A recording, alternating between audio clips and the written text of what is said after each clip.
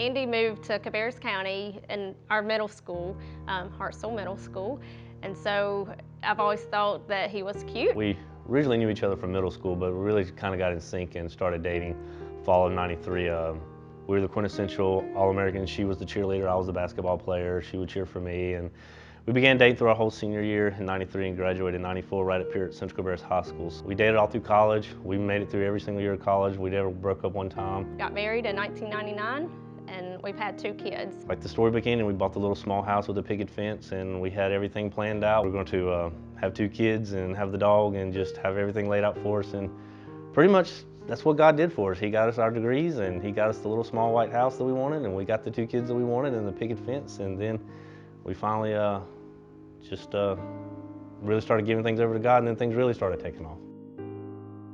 I'm a type A personality where I try to plan everything out and I try to control everything, and I want everything organized my way. Like I said before, we got married, we dated, we knew we wanted a kid. I even went as far as I wanted a boy and I wanted a girl, I wanted a basketball player, I wanted a cheerleader. And for the most part, that's kind of the way things have planned out. But as we kind of matured in our faith, we kind of grew up and started giving a little bit more things over to God. Our business has successfully taken off over the last 10 years. I personally had a very successful sales job, and about 9 months ago, was very frustrated with my job, and I started looking out job hunting for something different, and I finally just turned it over to God, and He just kind of looked at me and said, "Why are you looking for another job when I've given you one of the most successful businesses here in this community?"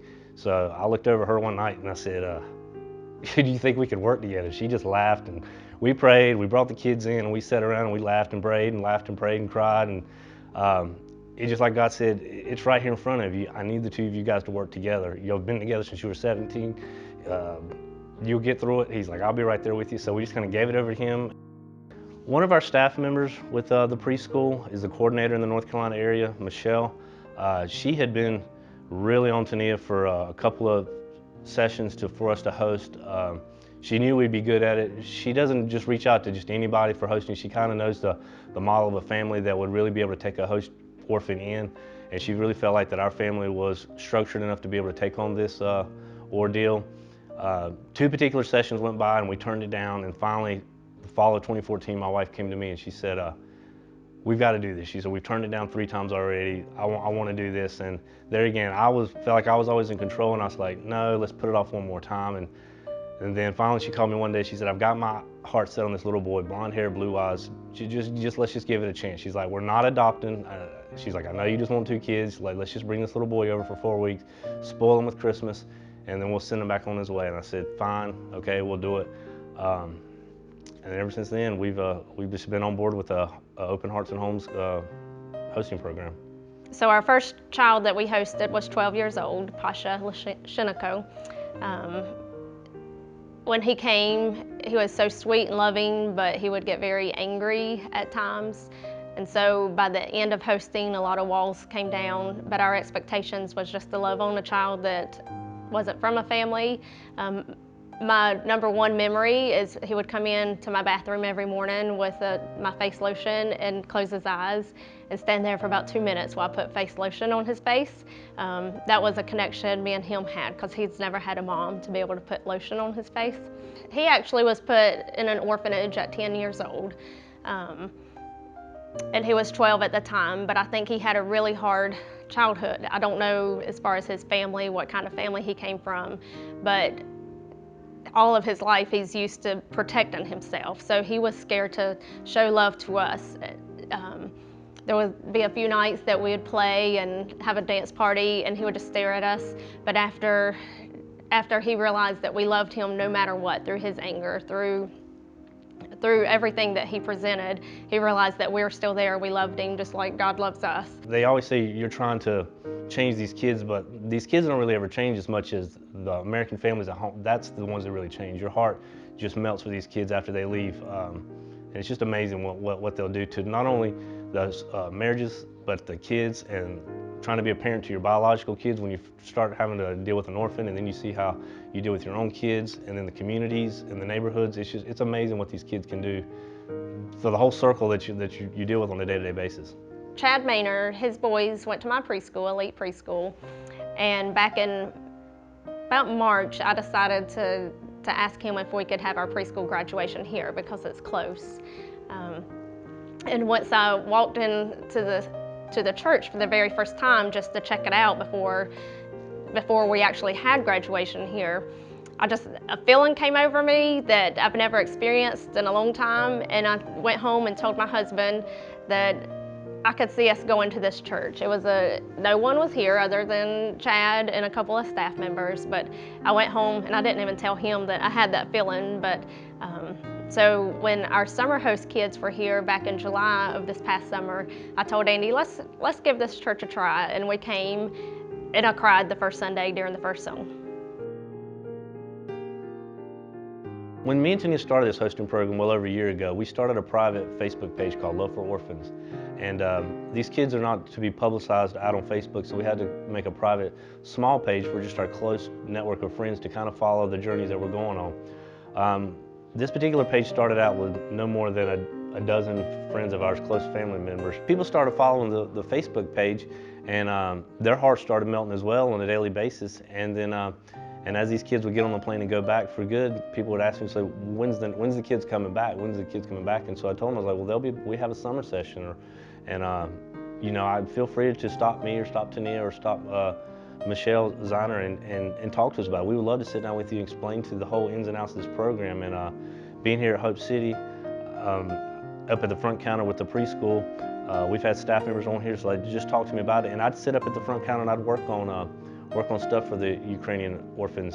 And they'd come over there and they'd see me working all the paperwork, and I said, follow the page, read the blogs. I mean, it's amazing what these kids will do to you, and they'd want to know how much it costs and what is it like and is it a disruption. And then I was like, yes, it's all that. But I said, but the end result will far outweigh the cost and the disruptions and the inconveniences. I was like, when that kid's there that last day, you're not going to want to send them back.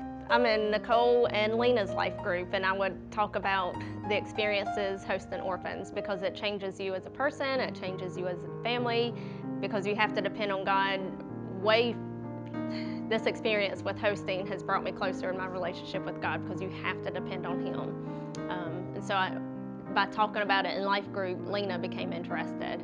And then with my husband Andy working at Hope City with the preschool, and Michelle working here as well, just all the conversations about it, and we asked if they would be interested. And so several of the staff and family members here became interested and hosted children. It's been neat because the past experiences, there's about 5 to 7 kids from Ukraine to come for hosting, but this time there was 27 children in this area, and a good bit are from families from this church that hosted. And so it was really neat to be able to come to church and walk in, and Vlada being able to see different children that speak Russian like her, and she would light up and be able to talk to them. So it was neat for us families that hosted. We have a bond now that otherwise we wouldn't, because we were able to call each other and lean on each other because we have to support each other through this program. We were both in the mindset of we're just advocating, and advocating is nothing more than you just bring the kid over and you kind of publicize that these kids are available to be adopted. We were not in the adoption minded. We've always been supportive of our other friends that adopted. We just always felt like we have a business that keeps us busy. We've got 2 beautiful children that adoption just wasn't for us.